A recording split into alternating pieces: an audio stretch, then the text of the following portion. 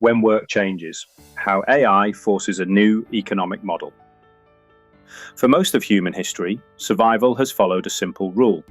People work, they earn money, governments tax that work, and societies organize themselves around it. This assumption is so deeply embedded that it feels permanent. Work is not just how people earn a living, it is how economies function, how identity is formed, and how value is measured. But that assumption is now under quiet pressure. Not because people no longer want to work, and not because technology is new, but because, for the first time, productivity is becoming detached from human labor at scale. This film is not about fear, it is not about promises, and it is not about ideology. It is about what happens when systems built around work encounter a future where work is no longer required in the same way.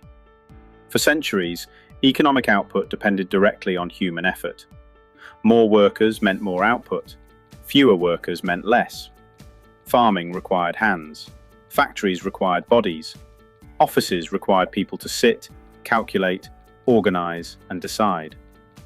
Even when machines arrived, they still needed operators. And when computers arrived, they still needed humans to tell them what to do. Technology increased productivity, but labor remained central. Until now.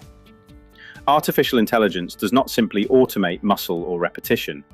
It automates decision-making, pattern recognition, planning, and optimization. Tasks once considered uniquely human are now executed by systems that do not sleep, do not age, and do not negotiate wages. At first, this change appears subtle. One task is assisted, one process is sped up, one role becomes smaller. But over time, the effect compounds.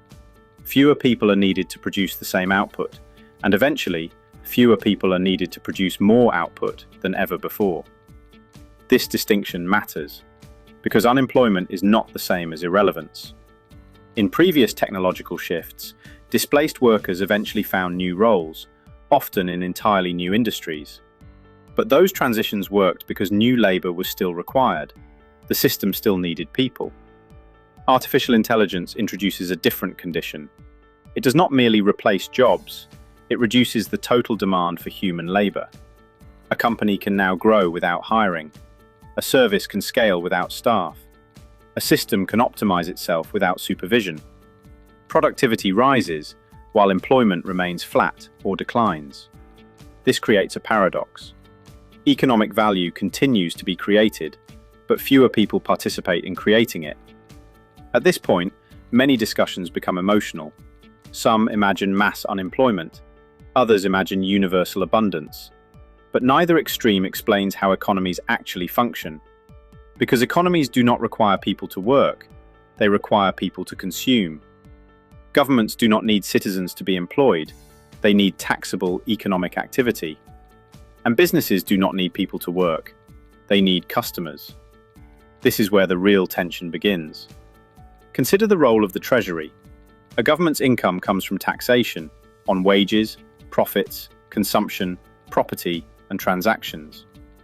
If AI-driven systems continue producing goods and services, value still exists. In fact, value may increase. The problem is not production, the problem is circulation. If fewer people earn wages, fewer people can spend. If spending falls, businesses contract. If businesses contract, tax receipts decline. An economy can function with fewer workers, but it cannot function without consumers. This is not a moral argument, it is a mechanical one. Historically, income flowed through labor. People worked, they were paid, they spent money. That spending supported businesses. Those businesses were taxed. The loop was stable. AI disrupts that loop by compressing labor out of the system. Value concentrates around ownership of systems, algorithms, infrastructure, data, and capital. But concentration alone does not sustain an economy. Money must move, and movement requires people to have access to income. This is where many governments find themselves facing an unavoidable constraint. If productivity continues to rise while employment declines, traditional welfare systems become insufficient. They were designed for temporary unemployment, not permanent structural change. Short-term support assumes people will return to work. But what happens when there are simply fewer roles to return to? Not because of recession, but because efficiency has removed the need. This is why economists increasingly discuss income guarantees, not as charity, not as ideology, but as stabilization mechanisms. A way to keep money circulating when labor no longer distributes it effectively. An income floor ensures that people remain participants in the economy, even when their labor is not required. This maintains consumption, which maintains businesses, which maintains tax revenue. The system does not collapse, it adapts. Importantly, this does not eliminate work. Work still exists, but it changes purpose. Instead of being the sole mechanism for survival, work becomes selective. Some roles are highly valued, some are creative, some are interpersonal. Some exist because humans want humans involved. Work becomes about contribution rather than necessity. And income becomes decoupled from survival.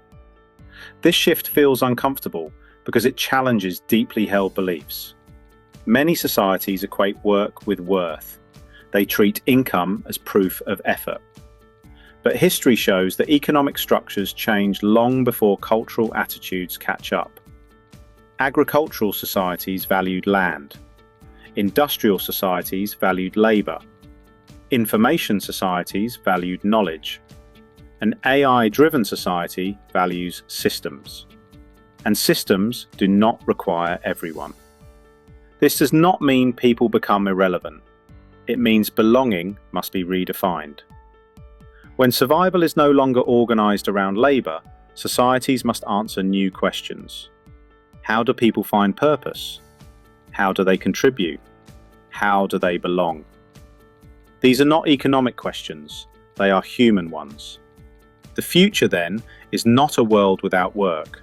It is a world where work is no longer the gatekeeper of survival, where productivity is abundant, where efficiency is extreme, and where systems quietly force change, regardless of belief. AI does not demand a new economic model. It makes the old one mathematically unstable. In the end, this transition is not about technology. It is about alignment. Aligning productivity with participation. Aligning value creation with income distribution. Aligning systems with human continuity. Because when machines produce abundance, societies must decide how humans belong. Not as workers, but as people.